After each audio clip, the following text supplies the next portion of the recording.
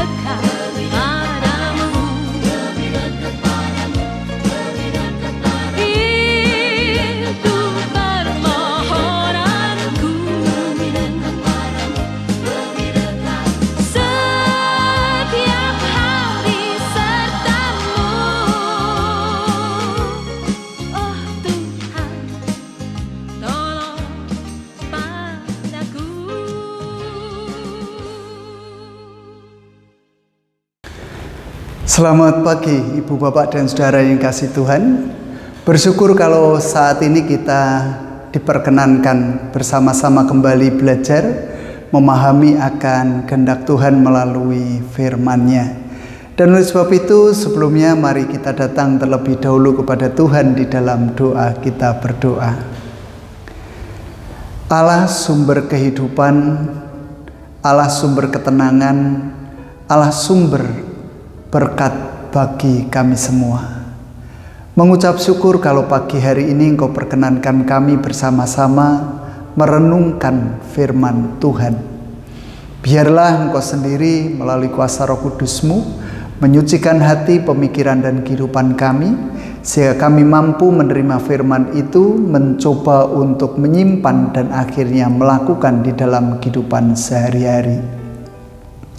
Hamba-Mu yang hendak menyampaikan firman, biarlah Tuhan juga pakai mulut, bibir, lidah, dan pemikirannya untuk boleh berkata-kata sesuai dengan kehendak Tuhan sendiri.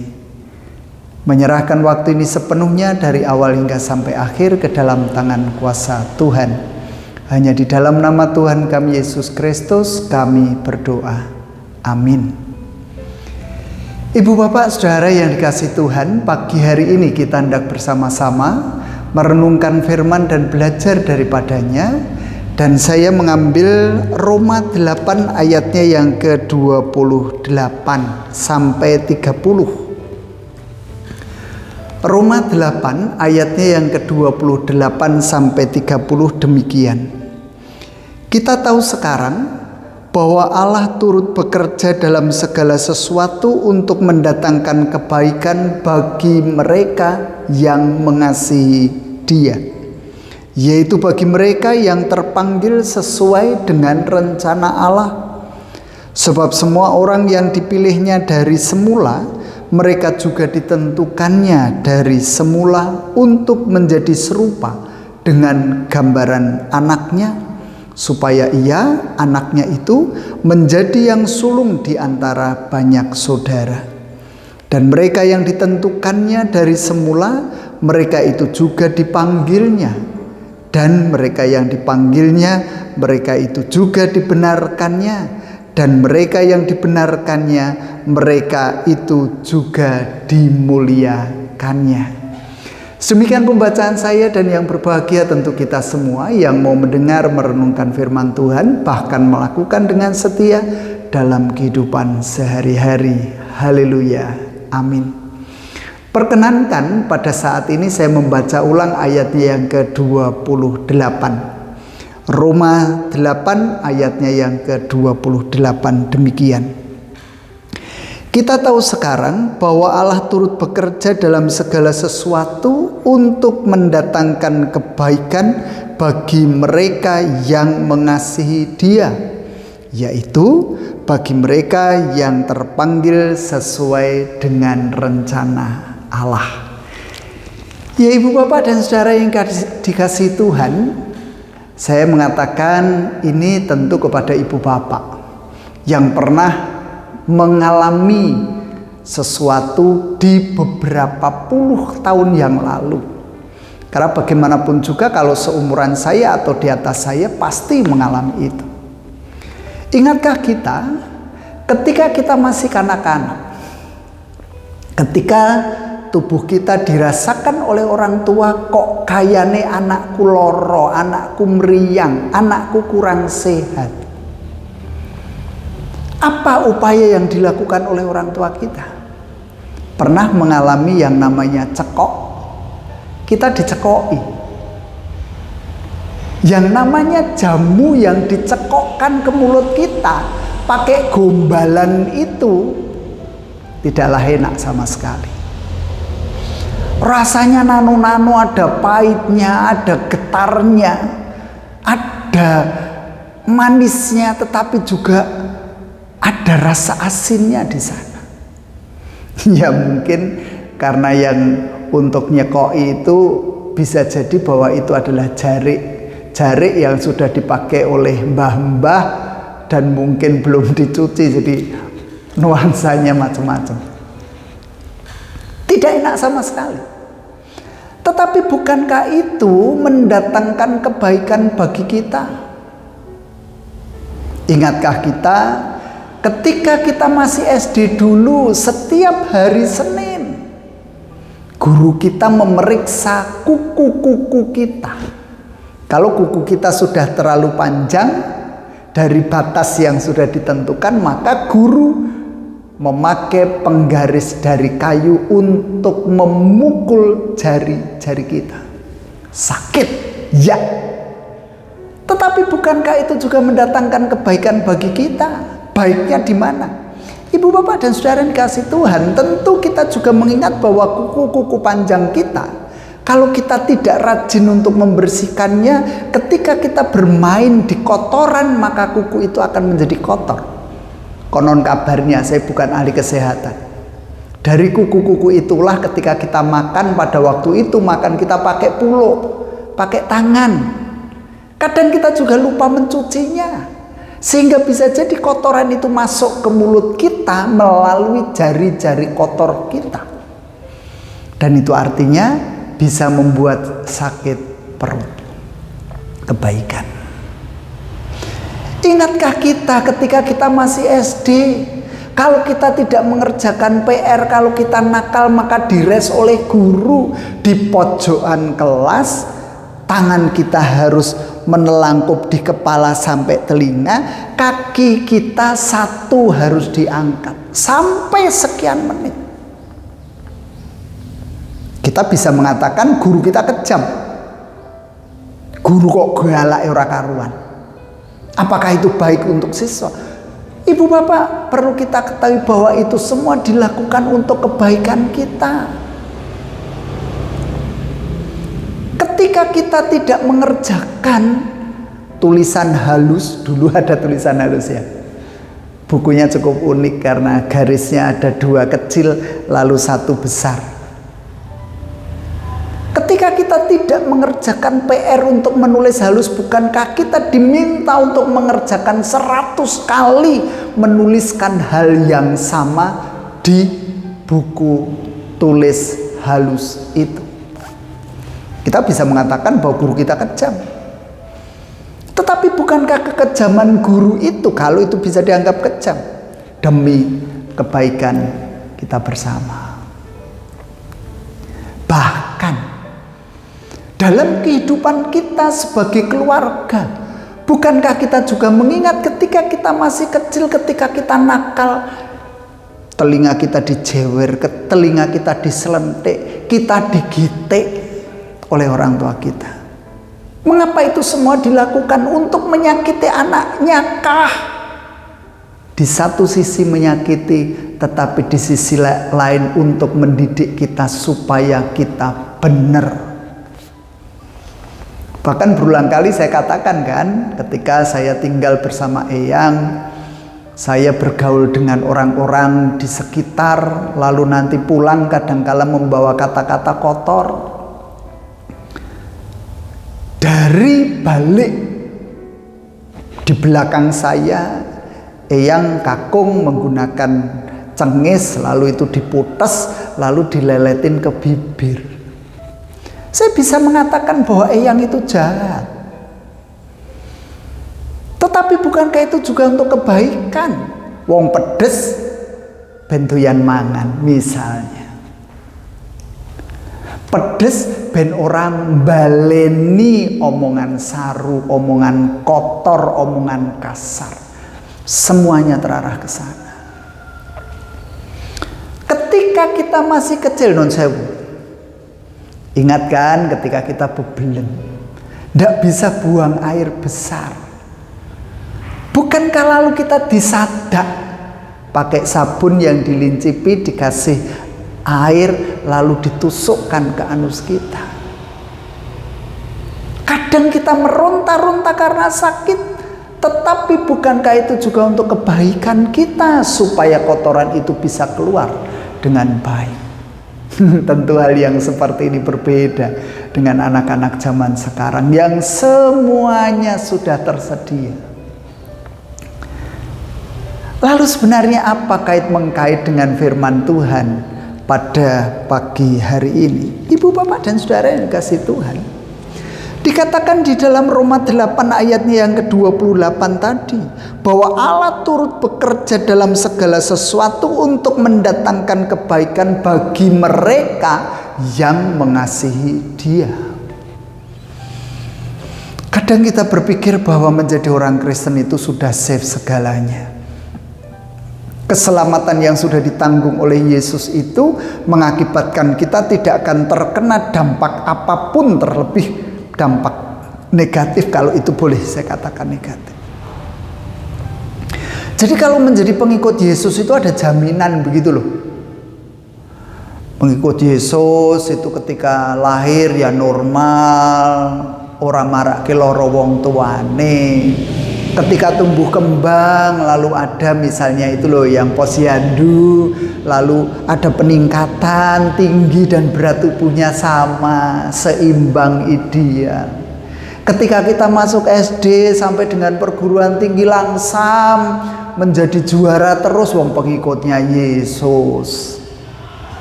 Dalam menjalani hari-hari panjangnya tidak pernah mengalami sakit penyakit lepas dari kita. Ketika kita bekerja ngelamar 1 kali ternyata gol, jabatan kita semakin meninggi, semakin meningkat. Enak banget tuh. Ndelalai golek bojo kok yo gampange ora karuan. Entuk bocah sing ayu, pinter, cerdas. Dadi ibu rumah tangga yang baik, pengertian, nurut karo bojo. Duwe anak kok yo nurut, ngabekti karo wong tuane. Bocah yo pinter. Delalai bergaul karo kanca-kancane kok yo ora terkontaminasi. Pemikiran kita seperti itu. Tetapi kadangkala kita juga lupa, saudara. Kadangkala kita memberontak. Kadangkala kita tidak sadar berbuat dosa. Kadangkala kita terjatuh, terjerembab. Dan pada saat itulah Tuhan mengingatkan kita. Saya tidak mengatakan bahwa semua hal yang negatif yang terjadi dalam kehidupan kita itu adalah hukuman dari Tuhan. Aku sakit karena aku dihukum oleh Tuhan. Aku miskin karena dihukum oleh Tuhan. Aku terus-menerus menderita karena hukuman dari Tuhan, karena dosa yang aku lakukan terhadap Tuhan. Tidak selalu seperti itu. Karena bagaimanapun juga saya pernah juga mengatakan bahwa kadangkala kita tidak sadar diri. Sirah tinggal sikil, sikil tinggal sirah, 24 jam kurang bagi kita. Lalu kita juga tidak pernah melakukan MCU ya, medical check up. Sehingga ketika itu kesalahan-kesalahan kita sendiri yang mengakibatkan sakit, penyakit atau penderitaan, kita tidak mau bekerja lalu kita menjadi miskin. Kita tidak punya uang karena kita tidak mau berusaha, yaitu kesalahan kita. Tetapi ada banyak sekali kejahatan-kejahatan yang kita lakukan, kita melupakan Tuhan, kita tidak menghiraukan Tuhan. Kita alpa untuk berbakti, memuji, memuliakan nama Tuhan. Kadangkala Tuhan nyelentik kita melalui bisa jadi sakit, bisa jadi penderitaan-penderitaan yang lain. Sama seperti yang dilakukan oleh guru kita, oleh orang tua kita, oleh orang-orang di sekitar hidup kita. Allah melakukan itu semua untuk mendatangkan kebaikan bagi mereka yang mengasihi Dia. Sehingga saudara, ketika kita mengalami semuanya itu, jangan pernah patah semangat. Jangan pernah patah semangat. Kadangkala memang Tuhan mendatangkan semuanya itu untuk mengingatkan kita lebih dekat kepada Dia, lebih bertaut pada Dia, lebih bergantung kepada Dia, lebih mengharapkan kehadiran Dia, dan mengingatkan juga bahwa aku lemah, aku rapuh, aku tak berdaya. Kalau istri saya mengatakan itu, yo ngemong awak, yen awak wis kesel mbok yo ngaso wong wis tuwa. Sehingga kita menjadi tahu diri, kita menjadi berefleksi apakah yang aku lakukan terhadap Tuhan sudah sesuai dengan kehendak-Nya. Atau ketika kita diberi tanggung jawab untuk menjaga tubuh kita, apakah kita juga sudah melakukannya dengan baik. Supaya ketika hal-hal yang tidak kita kehendaki terjadi pun, Tuhan tetap memberikan kekuatan kepada kita untuk melaluinya, untuk kita mampu berproses hingga sampai akhirnya kita benar-benar menemukan kasih sayang Tuhan, baik di dalam kesehatan maupun di dalam keterpurukan hidup kita. Terus yuk, kita bisa kok bertaut pada Tuhan dan terus bersandar semakin dekat dengan Tuhan. Tuhan memberkati kita. Amin. Kita berdoa. Kalau kami harus mengalami rasa sakit, kalau kami harus merasakan penderitaan-penderitaan yang lain, kami percaya bahwa itu semua mendatangkan kebaikan bagi kami yang senantiasa mengasihi Tuhan. Oleh sebab itu, beri kekuatan kepada kami untuk boleh menanggungnya. Beri kekuatan kepada kami untuk menyelesaikannya. Beri kekuatan kami untuk kami mampu menjalani semuanya dengan baik. Karena bagaimanapun juga perjalanan kehidupan kami, proses perjalanan kami lalui bersama dengan Engkau, ya Allah. Oleh sebab itu, biarlah kami yang lemah, kami yang rapuh, kami yang tak berdaya, senantiasa mendapatkan pengasihan Tuhan. Tuhan sendiri yang mengangkat sakit, penyakit, beban, penderitaan dalam hidup kami. Dan Tuhan menggantikan dengan kesentosaan, kekuatan, kesembuhan, kesegaran yang berasal dari Tuhan. Kami juga menyerahkan sepanjang kehidupan keluarga kami ke dalam tangan kuasa-Mu, ya Allah. Engkaulah yang telah membentuk kami, Engkaulah yang menyertai kehidupan kami. Bahkan Engkau menjadi tamu istimewa dalam kehidupan rumah tangga kami, yang ikut serta terlibat di dalam seluruh keberadaan kehidupan keluarga kami. Engkau memampukan kami menjalani fungsi kami masing-masing dengan baik. Kami juga berdoa untuk kehidupan gereja milik Tuhan.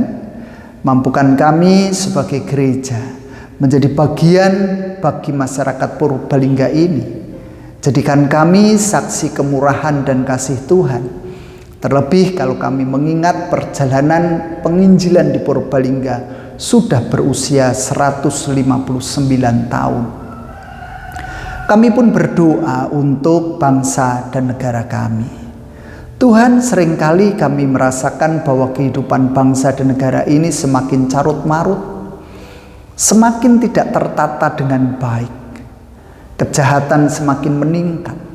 Apapun itu, Tuhan, kami percaya Engkau campur tangan di dalamnya. Engkau tidak akan pernah meninggalkan bangsa dan negara ini, dan Tuhan terus campur tangan di dalamnya.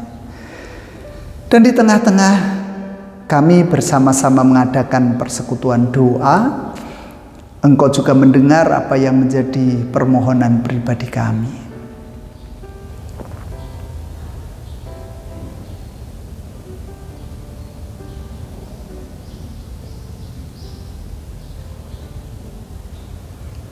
Kalau kami boleh mengakhiri persekutuan ini, itu juga karena kasih Tuhan. Engkau akan mengiringi langkah perjalanan kehidupan kami selanjutnya. Ampuni setiap dosa pelanggaran kami, dan inilah syafaat-syafaat kami yang kami naikkan demi nama Putra-Mu yang tunggal, Tuhan kami, Yesus Kristus. Amin. Demikian Ibu Bapak Saudara yang bisa kita lakukan bersama pada pagi hari ini.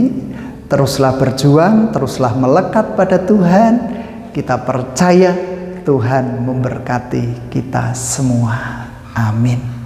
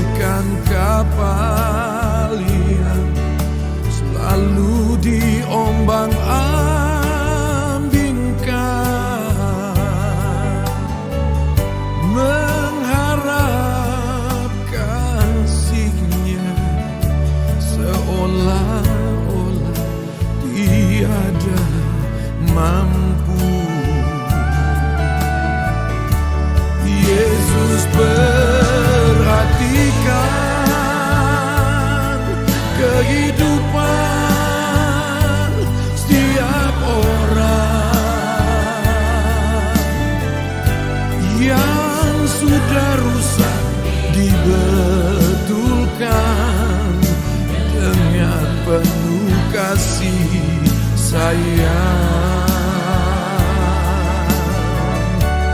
Yesus perhatikan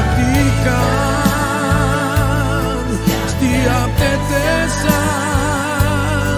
air mata. Dia mengenal hatiku yang penuh penyesalan dosa.